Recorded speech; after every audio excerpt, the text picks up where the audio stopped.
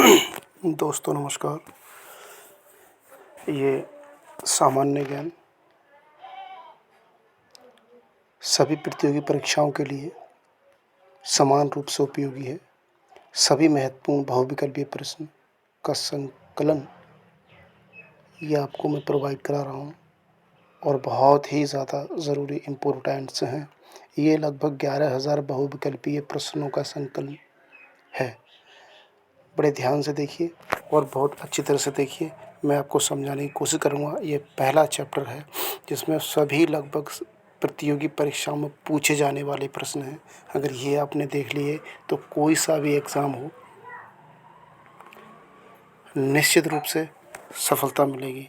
तो दोस्तों मैं स्टार्ट करता हूँ। देखिए ये आपका पहला प्रश्न है। देखिए यानी मैं आपको कहूँ भारत के प्रतीक चिन्ह। देखिए दोस्तों अब मैं स्टार्ट करता हूँ। ये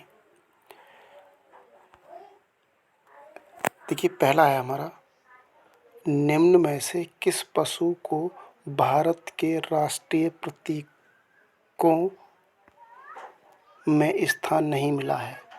देखिए निम्न में से देखिए सांड है, ऊंट है, घोड़ा है, सिंह है। नहीं मिला है ये ध्यान रखना, ठीक है। क्या नहीं मिला है, स्थान नहीं मिला है। एसएससी 2020 में पूछा गया है और बहुत ही प्रश्न इम्पोर्टेंट्स है, ठीक है। तो इसका जो आंसर होगा वो आप देख सकते हैं। देखिए ये वाला वी, यानी ऊंट को निम्नलिखित में से किस पशु को भारत के राष्ट्रीय प्रतीकों में स्थान नहीं मिला है। तो दोस्तों ये आपका पहला प्रश्न हो गया। इसका आंसर है ऊंट। प्रतीक स्थानों में सांड भी मिला है, घोड़ा भी मिला है, सिंह मिला है, लेकिन ऊंट नहीं मिला है, ठीक है दोस्तों। अगला है, देखिए दोस्तों अगला है सेकंड, भारत का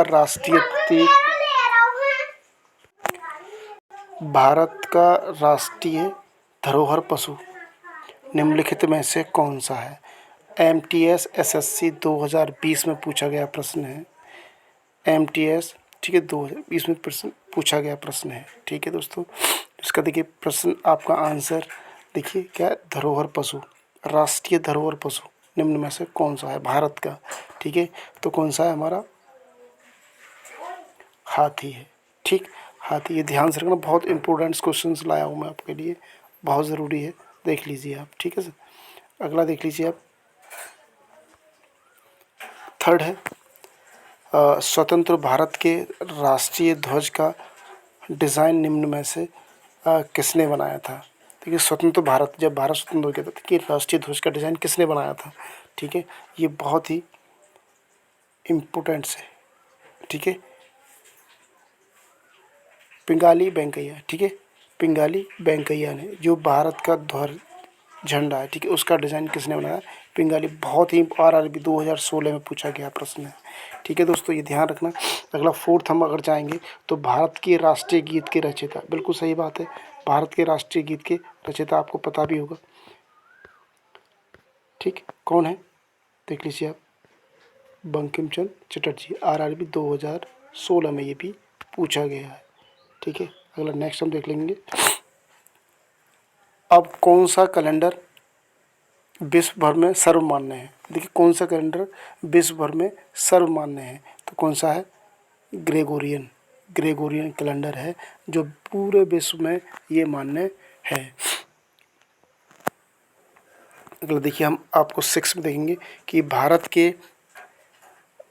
के राष्ट्रीय गान के रचयिता। देखिए भारत के राष्ट्रीय गान के रचयिता, तो देखिए कौन है भाई, ये आपको पता होगा बहुत अच्छे से, रविंद्रनाथ टैगोर। ये आपका बी वाला, आरआरबी 2016 में ये पूछा गया है, ठीक है दोस्तों। ये बहुत ही इम्पोर्टेंट संग्रह है और आपको दिया गया है। अगला देखिए आप 7 देख लीजिए, 7, ठीक है। अगला 7 क्वेश्चन हम करते हैं, भारत के राष्ट्रीय ध्वज की लंबाई व चौड़ाई का अनुपात क्या है। देखिए अनुपात क्या है, ये बहुत इंपॉर्टेंट क्वेश्चन है, ठीक है, आरआरबी एनटीपीसी 2016 में। तो इसका आंसर जो हो जाएगा 3:2 है, 3:2 है, ठीक है। राष्ट्रीय ध्वज की लंबाई व चौड़ाई का अनुपात, ठीक है, ये हो गया हमारा। 8 देख लीजिए, वंदे मातरम किस ग्रंथ से संकलित है? ध्यान रखना, ये आरआरबी 2017 में लिया गया है, ठीक है। वंदे भारत किस ग्रंथ से संकलित है, ठीक है। तो क्या है हमारा, इसका आंसर क्या है बताइए? तो देखिए इसका आंसर है आनंद मठ, आनंद मठ, ठीक है। किसे? आनंद मठ से, ठीक है। अगला है, देखिए अगला आप देख लीजिए, अगला है हमारा 9, ठीक है। राष्ट्रीय ध्वज के चक्र में कितनी तिलियां हैं? कितनी तिलियां हैं? राष्ट्रीय ध्वज के चक्र में कितनी तिलियां हैं? तो ये भी आपको बहुत अच्छी तरह से आपको आना चाहिए, ठीक है। कितनी है? 24, 24 तिलियां हैं आपके राष्ट्रीय ध्वज के। ये भी एसएससी 2017 में पूछा गया है, ठीक है दोस्तों। तो ये आपको मैं आपके 9 क्वेश्चन हो गए। अब देखिए 10 आप देख लीजिए। 10 का है हमारा,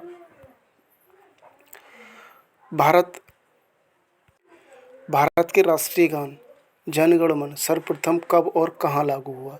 बहुत ज़रूरी प्रश्न है ये ध्यान से देखिए। ये आपका जो क्वेश्चन है वो ये है आपका 1911, ठीक है, 1911, ठीक है, यानी 1911 कलकत्ता में हुआ था सर्वप्रथम जन गण मन का सर्वप्रथम, ठीक है। अगला है 11 का हमारा, राष्ट्रीय ध्वज के बीच में बने धर्म चक्र का रंग क्या है? ठीक है, धर्म चक्र का रंग क्या है? ये ध्यान रखना, आपको बहुत अच्छी तरह से बता रहा हूँ मैं आपको। क्या है? गहरा नीला। क्या है? गहरा नीला। ये भी आपका NCERT बेस्ड है, ये बहुत अच्छा क्वेश्चन है। अगला है 12 है हमारा 12वां, भारत का राष्ट्रीय गीत कौन सा है? भारत का राष्ट्रीय गीत कौन सा है? तो क्या है? वंदे मातरम, ठीक है। ये भी हमारा आरआरबी 2017 में पूछा गया प्रश्न है। ऐसे प्रश्न पूछे जाते हैं परीक्षाओं में। भारत का राष्ट्रीय गीत वंदे मातरम सर्वप्रथम कब और कहाँ गाया गया? ये बहुत ज़रूरी है, NCERT बेस्ड है और ये पूछा ही जाता है, ध्यान से, ठीक है, ये पूछा ही जाता है। तो इसका जो आंसर है वो क्या है हमारा?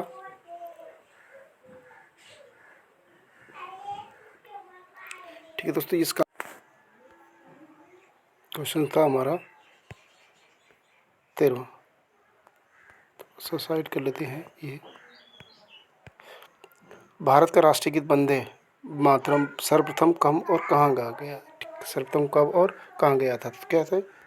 1896 कलकत्ता में, 1896 में कलकत्ता में, ठीक है। ये देखिए ध्यान से देखिए, ये अब क्या है? वंदे वंदे मातरम है। और देखिए जनगण मन, देखिए जनगण मन, ये आपको जनगण मन बताया था मैंने आपको, ये आपका 1911 में गाया गया था कलकत्ता में, ठीक है। ये दो क्वेश्चन हैं, थोड़ा सा कंफ्यूज हो जाओगे आप, तो ध्यान से रखना। अगला है 14 भारतीय राष्ट्रीय प्रतीक में कितने शेर दिखाई देते हैं? कितने दिखाई देते हैं भाई? ये भी आपका NCERT बेस्ड है। क्या है? 3, ठीक। भारतीय राष्ट्रीय प्रतीक के आधार पर पट्टी पर अंकित वाक्य सत्यमेव जयते कहाँ से लिया गया है? तो देखिए ये भी आपका बहुत ज़रूरी क्वेश्चन है। क्या है हमारा? क्या? मुंडकोपनिषद से लिया गया है, ठीक है। ये बहुत ज़रूरी क्वेश्चन है, ये भी बहुत आरआरबी 2017 में पूछा गया था, ठीक है दोस्तों, ये आप ध्यान रखिए। अगला 16 है आपका, भारत का राष्ट्रीय आदर्श वाक्य क्या है? भारत का राष्ट्रीय आदर्श वाक्य क्या है? बहुत ज़रूरी है ये हमारा, सत्यमेव जयते है। क्या है? सत्यमेव जयते है, ठीक है दोस्तों। अगला हमारा लास्ट इस वाले का है, भारत का राष्ट्रीय पंचांग किस पर आधारित है? भारत का राष्ट्रीय पंचांग किस पर आधारित है? तो ये है शक संवत पर, ये आपको। तो दोस्तों ये मेरे क्वेश्चंस थे, लगभग मैंने आपको ये संग्रह दिया था। ये लगभग आप मान लीजिए ये 17 क्वेश्चन हैं और लगभग सभी प्रश्नों परीक्षाओं में पूछे गए हैं भारत के राष्ट्रीय प्रतीक। तो मेरे ख्याल से अगर आप थोड़ा सा और ध्यान देते हैं तो इससे बेहतर और कुछ नहीं हो सकता। आप एक बार नहीं 2 बार रिवीजन कीजिए और बहुत अच्छी तरह से आपको रिजल्ट मिलेगा। भारत के राष्ट्रीय प्रतीक से प्रश्न लगभग यही तक बनते हैं और जो महत्वपूर्ण है, बाकी बनने को तो बहुत कुछ है, लेकिन दोस्तों ये आप वीडियो ज़रूर से ज़रूर देखिए। अगर ये नहीं देखा तो कुछ नहीं देखा। और अगर पसंद आया हो ये आपका किताब का संग्रह, और मेरा पढ़ाने का थोड़ा, तो इसको चैनल को लाइक व सब्सक्राइब ज़रूर कर लीजिएगा। ठीक है दोस्तों, चलिए जय हिंद, जय भारत।